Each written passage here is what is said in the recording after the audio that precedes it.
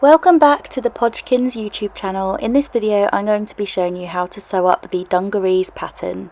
Enjoy! So let's take a look at the things that you will need for the Dungarees tutorial. So for this video I'm going to be showing you how to make the Dungarees version, but the instructions will be exactly the same for the trousers as well if you're not using the Dungarees bib. So what we have here is our pattern pieces. I'll go over how they've been cut out in a moment, but I have about 7 inches of elastic here. This is a 0.5 centimetre, so 5mm width. I've got 2 little poppers. You can use Velcro if you prefer.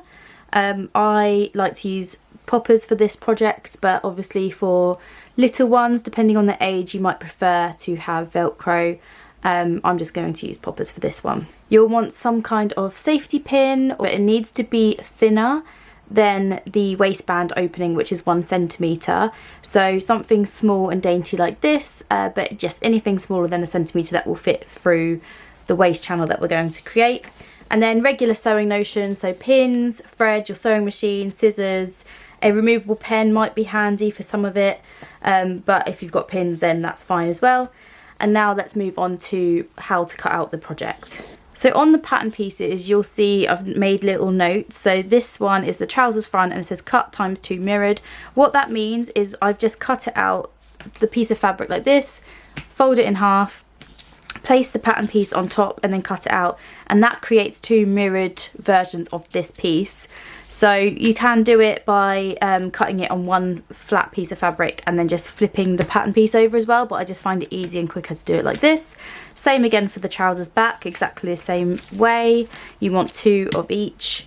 And then we have our bib front. So this is cut 1 main fabric and cut 1 lining. So you can see here I've got 1 main fabric, 1 lining piece. Fabrics you can choose are sort of light to medium weight fabrics. For this particular pattern I would say lighter weight fabrics like cottons and lighter wovens would be better. Then we have the bib pocket. You can see this one is significantly smaller. I've had to make the seam allowance 5mm on this one just because of the size of how small it is. But yeah, that's that piece, and you just need 1 of those in your main fabric. Lastly, you will need your straps. So you want 2 of these in your same outer or main fabric. So pop your bib pocket and your straps to one side for now, and let's start on the trouser construction. Before making a start, you might sometimes get confused with the curves of this. When you take the pattern piece away, the piece looks quite similar. So a little tip for this is just to use your heat removable pen, and you can put T for top and B for bottom. That just makes you, you know, when you're actually sewing these at your machine, you're not going to flip anything around by accident and you know which way it is. So again, just going to put a little mark at the top where the waistband is, so I know that that is the waistband for reference. And the trousers are a bit easier to see because the curve is so much different, but just to make my life easy I'm just going to put a little dot at the top so I know that that is the waistband. So piece number 1, first we're going to do is put right sides together. I'm just going to decide what is my right side. I think this fabric looks pretty similar, to be honest. So right sides together, we're going to sew our top curved edge. So this edge here where the waistband is, we're sewing this one. I usually don't use pins if I'm honest, but for this tutorial I will use pins just so that I can show you how to do everything really neatly. Because I've sewn quite a few of these now, I tend to not use pins that much in my sewing. But whatever you feel comfortable with, whether you prefer pins or clips, I prefer for smaller doll clothing like this to use pins. So we're going to take this over to the sewing machine and we're going to stitch from the waistband, making sure to back stitch at the start and end of the seam. And we're going to sew all the way down to the crotch seam here and back stitch again when we meet this edge. So once that is stitched, you want to take some pinking shears. If you don't have pinking shears, then you can do the method where you trim the seam allowance down by half and then clip into the curve ever so slightly. So clipping in would essentially just mean taking your scissors and cutting right up to the edge of that stitch without cutting through it. That just gives your curved edge a little bit of flexibility. But because I have pinking shears and I'm not going to do a finishing method for the seams, I'm just going to go ahead and use pinking shears. These are a great thing to have in your toolkit. I'll link some below. The Fiskars ones are my favourite for fabrics. So that's the front leg done, and then you're going to repeat the process on your trousers back piece. So this curved edge here, we're going to sew from the waistband to the crotch, 1 centimetre seam allowance. So once your front and back legs are sewn, you're going to open them up and we're going to press this seam open. So now that those seams are pressed, you want to take your front and your back right sides together, and we're going to sew our side seams together. So we're going to pin them from the waist down, and the curved edges are ever so slightly different, so we need to just be really careful to make sure that they fit properly. So pinning all the way down, and then at the bottom you'll see that the curved here is ever so slightly off, so you want to make sure that that pin, that hem matches up there. You can see it slightly goes out at the bit there, so just take your pin out. If there's any kind of like gappiness, just take your pins and move them around so that it sits as comfortably as possible all the way across, like so. Now we can sew that with a 1 centimetre seam allowance and repeat the same on the other side. So I've trimmed the side seams the same way as the other seams, and now we can press those flat as well. So you can either try and pop it around your little mini board like this. If you don't have a miniature board, you can just sort of wiggle it around and press them. I do have an Amazon shop page as well, so if you're interested in anything like the miniature ironing board or the Cricut mini press that I like to use in my tutorials, then I'll leave them all linked in my Amazon shop. So I'm pressing these seams open, and now what we're going to do, we're going to pre-press our hems and our waistband, and this just helps because the project is quite fiddly around those areas. Pre-pressing just makes the process so much easier. Once we sew up this crotch seam in the middle, it gives us the ability to have that already folded, so it just makes our lives a bit easier. So if I just take a little ruler, and we're going to press the seam up 1 centimetre, and then again another centimetre, so a rolled hem essentially. You can do this smaller if you prefer. I've added enough seam allowance to do 1 centimetre folded twice, but if you want to do, you know, 0.5 5 millimeters, and you can do that as well. It looks nice both ways, and I've tried both ways as well, so whatever your preference is on the length. Okay, and then we want to do the same again on our waistband. So if you do the top half just ever so slightly smaller than 1 centimetre, then fold it over again and press again. Okay, so you're going to unfold your pre-pressed hems, and we're going to sew this crotch seam. So you're going to match up your center crotch seam, pop in a pin, match up your bottom of your leg hems, and we're going to sew 1 centimetre, back stitch at the start and finish of your seams. We're going to go up to the crotch, pivot at the crotch, and then back down to the other side. That's that sewn. Now I'm going to trim the seam allowance.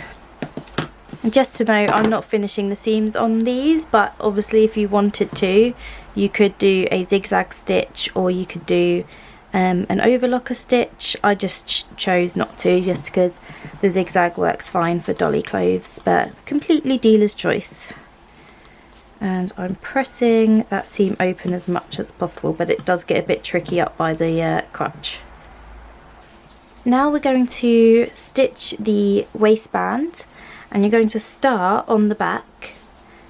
So you start roughly around here, and we're just stitching right above the edge, so as close to the edge as possible, and we're stitching from, say, here all the way around back past the back crotch, and we're finishing about here, and we're going to leave a 2 to 3 centimetre gap in our waistband. This is so that we create a channel for the elastic to go in, and a little hole will help us be able to put the elastic through. So I'm going to do that step, and then I'm also going to hem up the trousers, and this process is pretty fiddly, but in terms of getting the nicest finish, I do prefer it to do that. I do prefer it to do it this way. However, you can stitch this hem before you do the crotch seam if you prefer. I just prefer to do it this way and enclose my seams. But we've got our pre-pressed lines that we already had, so this process should be quite easy to fold them up. And then on the sewing machine, you will turn your trousers inside out the other way, like this. And that will allow you to get into the seam. And you just have to do a few stitches, turn it, do a few stitches, turn it. So it is a bit fiddly, but it's doable. Or alternatively, you can sew these by hand if you prefer. So let's go do those 2 seams at the machine, and I'll be back.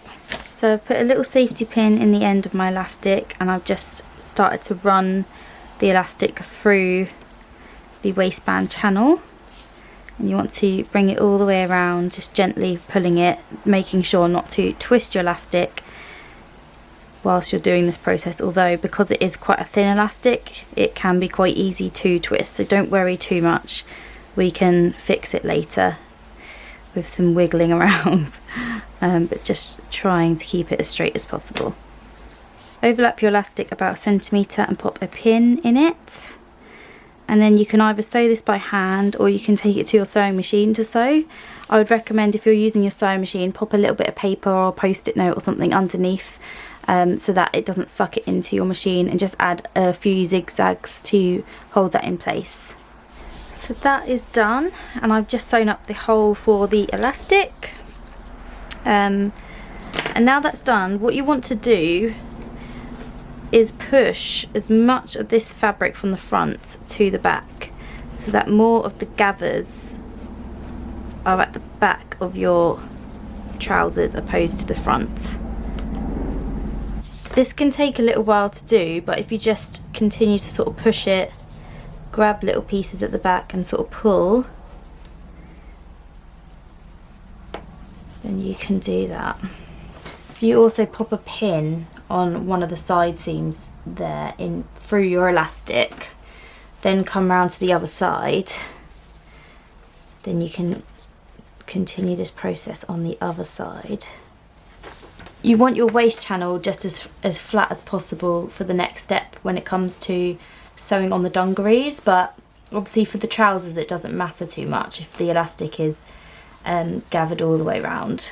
So as you can see, the back is now way more gathered than the front, although it's still a little bit, I'd say, too gathered. So just gently pull it, pop a pin in your front as well, and you should have something that looks like this. So it's relatively straight at the front, still a few gathers, that's as to be expected, and then more gathers at the back like that. So if you are making the dungarees, what you want to do is then baste stitch at the side seams your elastic in place. So let's go do that now quickly.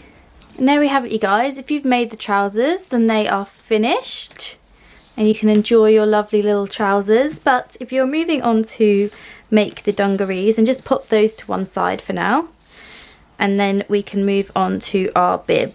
So the first thing we want to do is prep and sew our straps. So with wrong side facing up on your ironing board, you're going to fold your strap down the long edge together like this and give that a press, and repeat with both straps. Open it back out and you'll have a new center line that you've pressed into it, and using that as a guide, you're going to fold both edges of your strap into that center line and then press those sides in. You'll have something that looks like this. Then you're going to fold again, encasing those two folds down the center, and then press again. And that creates your gorgeous strap. So then what you need to do take this over to the sewing machine, and you're going to use a little bit of paper underneath to start off with so it doesn't suck up your small end into the machine. And then you're going to edge or top stitch, however you want to refer it to. I just usually tend to say top stitch. So we're going to top stitch these pieces together a couple of millimeters away from the edge, making sure to back tack at the start and finish of your stitch, and repeat that on both straps. Here's what that strap looks like sewn up, and then pop that to one side for a second and we can move on to the pocket. So we want to press under the top edge of the pocket 5 millimeters, and then we are going to top stitch that and then press around all of the other edges of the pocket like this. So once you have pressed under all of these edges, we then can pin this to the bib of our fabric, our outer bib. You want to mark the centre point of the pocket and match it up with the centre of the bib. Pin that in place, and then you can take it to your sewing machine and stitch all the way around, leaving that top edge open to create the little pocket opening like so. Then give it a good press to remove the pen, and then we can pin in place the straps onto the bib like this. So I like to have the stitching facing inward, and we're going to baste these straps in place just to hold them there for the next step. You want to baste them just a few millimeters from the edge of the shoulders. Place on your lining and then pin that all the way around, encasing the straps within it. You want to make sure that the straps are kind of tucked right up inside like so. Using a 1 centimeter seam allowance, stitch all the way around, leaving an opening at the bottom of 2 to 3 centimeters. Trim off your seam allowance and clip your corners, and then you can turn the bib the right way out from that bottom opening. Use the straps to help you here because that helps pull the shoulders nicely. And once that's turned out, give it a nice press to make sure all those edges are nice and clean, and then you can baste together that bottom opening that you left open. Now we can attach the bib to the trousers. We're going to fold it in half again and then place a pin or use a pen to mark where that centre point is, and we're going to match that centre point up with the centre front seam of the trousers. We are pinning the bib on the inside of the trousers, and then we're going to edge stitch that onto the trousers. We're going to stitch at the top and at the bottom so that it secures it in place. Then you have your dungarees ready. We can then put them on our dolly and place the straps where you want them, either cross over at the back or just over, depending on the style that you like. For this one I did them crossed over like this, and then you will see that the straps are longer than they need to be. I've done this just to make this process easier for you, but what we will need to do is trim the straps down a little bit once we know the placement of where they're going to be and where the poppers are going to go. So you want to trim off the excess from the strap, and then we can tuck that under as we're hand stitching the poppers in place. You can see this process here. I've just trimmed it with the pinking shears, and then as I'm sewing the poppers in place, I'm also sewing under the piece of the strap so that the raw edge isn't visible, and it gives it a nice clean finish. And that's it. Once you've got your poppers in place, they are ready to wear by your dolly and they look fabulous. I really hope you enjoyed seeing the step-by-step tutorial in video format. Let me know what you guys think in the comments, or if you have any questions. Make sure to subscribe to our channel for more videos, and thank you so much for supporting Podgekins. I will see you next time. Bye!